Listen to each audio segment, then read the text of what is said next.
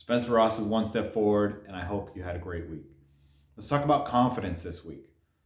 Lots of people talk about it. Some people just naturally have it, or they can fake it really well, or that some people call it reckless or being charismatic, or however you want to call it.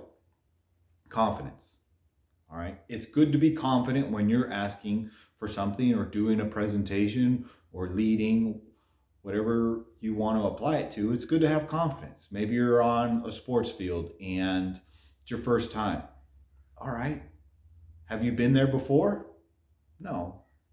But how can you build confidence for that day, for that moment? Let's talk about it. It's hard to build up, but it's something that's necessary to do. Maybe you're born with confidence, so this one doesn't apply to you. Maybe you want to grow it. Maybe you want to mentor other people. Just because you were born with ability to do something doesn't mean you're able to teach it. I'm not able to teach everything, so I go to other people. Okay? So how can we build it in ourselves? How can we mentor other people? Practice. We're going to talk about more about that one later, but practice.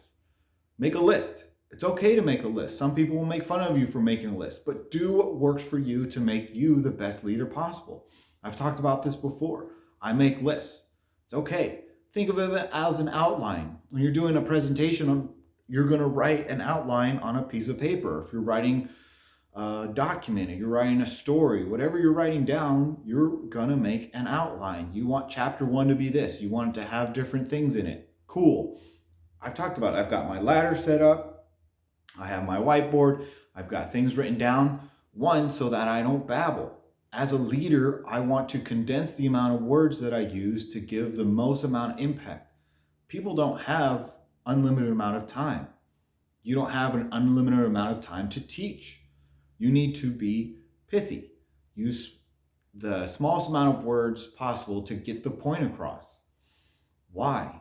You don't want to be annoying. If people tune you out, your ability to teach, your ability to mentor is diminished. Your ability to explain what you want done is diminished. Maybe it's a complicated task and you need it done a certain way. Maybe they have creativity, but if they've already tuned you out and at the end you say, okay, I want these things done, and you can get them done however you want, but they've turned you out in step number 2, how effective are you going to be as a leader? Okay, well, if you sound timid, some people will be mature enough to tune that out and listen to your presentation and filter out some of the things that bother them. A lot of people can't. There are days that good people have off days and they can't tune it out. They're just agitated for something else, so it falls over into another thing. So make a list. Do what you can before you need to do it.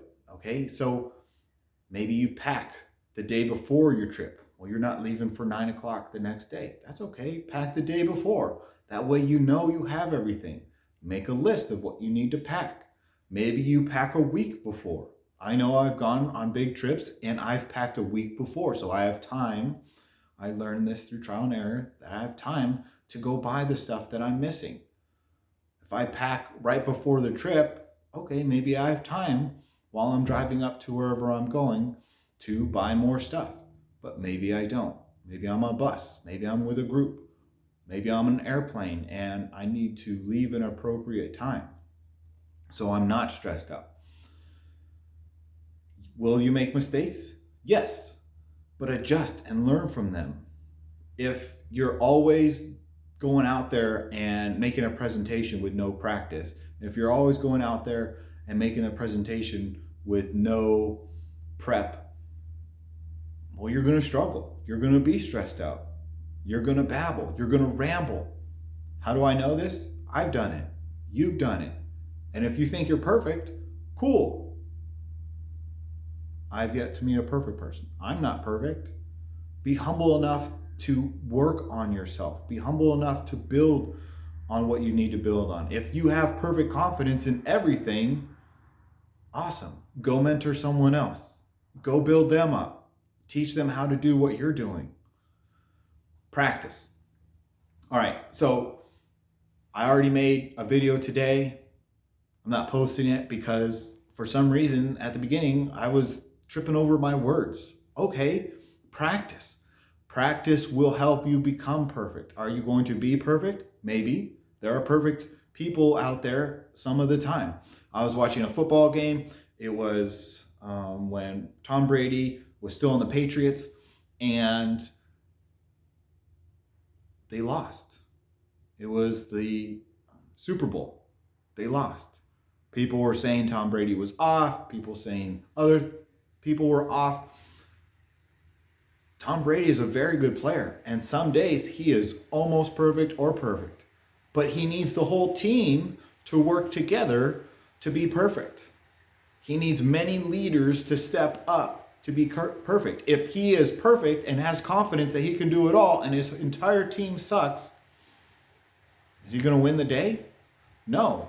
That applies to you. That applies to me. If I can't mentor, if I can't encourage people to be confident or to be perfect or to work on things, or if I can't be open to people counseling me so that I can work on things, because either I've beat them down and they lack confidence and I can't grow their confidence today, but I've got to work on building their confidence so that they can come and say, Spencer, you're saying too many times, or you're rambling, or whatever, then I'm going to struggle. So I need to practice that. I need to go to people and say, it's okay to talk to me. How do I do that? I could buy them lunch so that I'm building their confidence.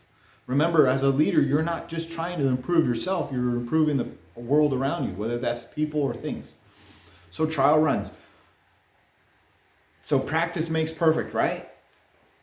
Sometimes you just need to go out there. I made the point before about maybe it's your first time on the field. Cool. Have you been there before? Maybe not, but maybe you've played elementary school and high school and college, and you've worked up to that day. So you've built confidence in yourself. You could do it before. Why can't you do it now? You're nervous. Okay, everyone's nervous, whether it's your thousandth time or your first time. So go out there. You've done it. Have you done that specific move, done that specific play, done that specific presentation, cooked that specific meal? No, but you've done all these great things to get up to that one. Well, what if you haven't done all those great things? Last week I talked about being in prison. Okay, so you've done wrong things.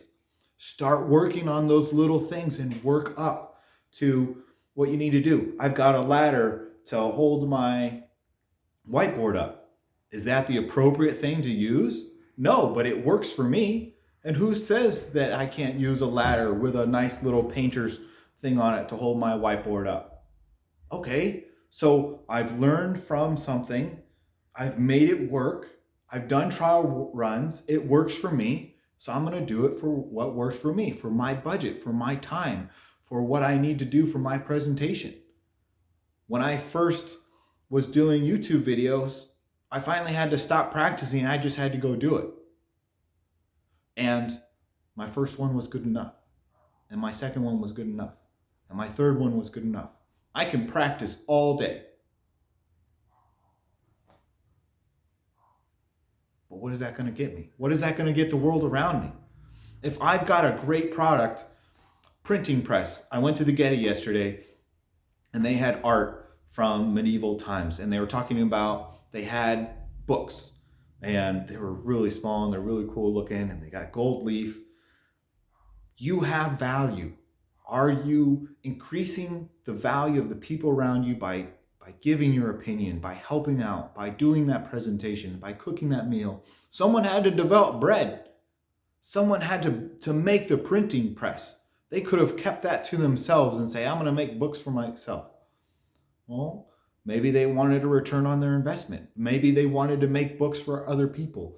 Whatever it is, maybe they wanted to share knowledge, so they wanted to make books to help people learn. I don't know what your idea is. Go do a presentation. Go teach people. We need your knowledge. Please build your confidence. If you're just doing practice or you're not practicing and you're just sitting in your room all day, how is that benefiting the world around you? How are you growing as a leader?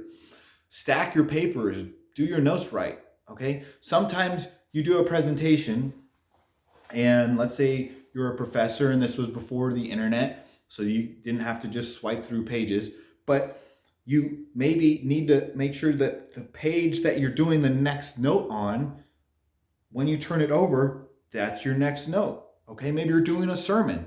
So if you're going through 1, 2, 3, 4, the next page that you turn needs to not be 3. So you have to go, okay, where's 2? Set yourself up right for success so that when you walk on the stage, you say, okay, I'm prepared. I'm dressed right.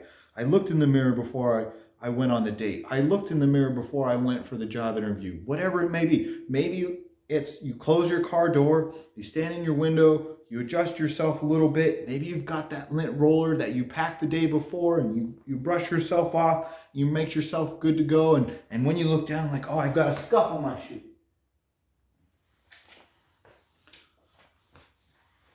All right, I'm ready to go because I've prepared myself, because I've made trial runs. Maybe you drive the day before or the weekend before to that job interview to make sure you get to the right spot. I've gone camping before, and I did a 4 to 5 hour drive to my buddy's camping trip. It was the wrong place. It was a beautiful drive, but I spent all day Friday driving. It wasn't a bad thing necessarily. I enjoy driving. It was a lot of time in the car by myself, listening to podcasts and the radio. I called my buddy. He said that there was no cell coverage in their area, but I couldn't find him, so I called him anyways because I tried. And then I drove around to a couple parks, and I asked if my buddy was there. I asked for their name. Did I have the confidence that I was going to find him? No, but I tried. Just because you don't have confidence doesn't make you a failure. It just means you don't have confidence at that point. Hey, is my buddy Bobby there? No, there's no Bobby on the list. Okay, try the next park. Is there a Bobby here? No. Check the email again. No, I went to the right place. They don't have my friend's name on there. Call him. No. Check one more time. No. Okay. Comes home. He thinks I'm in the hospital, so he calls me concerned. I did not do a good job of making sure that the park's name was in the email so that I could drive there appropriately. Sometimes you're going to scout it out the day before. You're going to take that drive. All right, I'm going to go to my in-laws tomorrow. I'm going to plan the trip the night before. I want to make sure that I'm there on time. Whatever you need to do. Practice the day before, whether it's packing, stacking your notes right, making sure the order of your presentation is right. I've got, for my whiteboard, I've got confidence, hard to build, for success, and then we got practice here, but I'm going to talk about practice down here, okay? But I need to make sure that my papers and my notes are right? Because I want to do a good presentation. When I'm doing this, I'm going to be nervous, and people are going to be able to tell that I'm nervous. I want to reduce my nervousness. It's okay to be nervous, but is it holding us back? Are we saying Are we lost for words because we're too nervous? Drive the route, talked about that. Work hard today and build off of yesterday to build mental memory for confidence. When I'm teaching kids how to pass the ball, sometimes they can't figure out what the inside of their foot is. So I will tell them to turn their foot sideways, to stand there normally, stand there like they're going to kick the ball, but just to turn their foot sideways, and I will just roll the ball and hit their foot. Just pop, pop, pop, pop, pop. I don't know, 10 times. Say, okay, when you hit the ball, that's where it should be about on your foot, because on a certain part, it'll go one way because your foot has a curve in it. A certain part will go other way. So you want it to hit right here. When we're practicing throwing the ball in, we're going to do it a bunch of times. We're going to work hard today to set up ourselves up for success during the game on another day. Maybe that game isn't for 3 weeks. Are we going to say we're going to wait till the game starts? No. If I've got a presentation, maybe I go in front of a mirror. maybe I get my camera out and I record myself so that I can sound normal and I'm not saying or I count. Oh, I'm saying a lot. I need to find a new word. Saying isn't necessarily bad, but if it takes away from the fact that I'm trying to give this presentation, it can be distracting for the person who's saying, okay, you're asking for a $4 million loan to buy a house with a ranch on it so that you can be a rancher because you believe that you can, I don't know, raise eggs more effectively than someone else. Chicken eggs. You want to be a chicken farmer. Cool. Well, you sound really nervous. Why should I give you $4 million that you're going to pay me back? I don't have confidence that you're going to pay me back. You don't know what you're talking about. You're all out of sorts. You haven't practiced. You look a mess. Okay, you look like a chicken farmer. You smell like a chicken farmer because you're a work hand on a chicken farm, but I don't have confidence that you're going to pay me back. So no, you're not going to get the loan. This has real world impact. Okay, hey, boss, it's a small company I want to promote. Hey man, you're a great worker. I really appreciate all the hard work that you have at this company. There's no job openings right now. I don't have a way to promote you. Okay. But as a good leader, are you encouraging people to maybe go apply at another place? But that takes talent away from you. Yes, but as a leader, you're trying to build people up. If you're holding people down, yeah, you're a leader. You're a bad one. Don't hold people down. Encourage people. All right, maybe this isn't a company for you. Maybe, I don't know, maybe a fire department. Okay, you work at a small fire department and you want to be an engineer. Well, there's only 4 engines, so those guys just got it. They're probably not going to go anywhere anytime soon because nobody's going to retire, and you want to be an engineer. Maybe you've got to change departments. As a leader, you're mentoring people so that they have an ability to move on in their own careers, in their own leadership. Yeah, it's easy to hold people back. It's easy not to mentor people because you don't have to do anything. It's hard to be a leader. It's hard to build other people's confidence. Are you doing it? Are you trying? Are you making lists for yourself? Are you being a practice individual so that when you make a mistake, you can say, okay, why did I make that mistake? All right, well, I was driving down a construction site and I wanted to go look over there, so I went off the main road. I should not go off the main road in my car. I should park my car on the side and go walk to see the house that my crew is working on so that I don't have a popped tire again. Whatever it may be, how do you build confidence in yourself? Work on it. Practice. Learn from your mistakes. Don't let them hold you back. Drive the route. Have your notes right. Spencer Ross is one step forward, and please have a great week.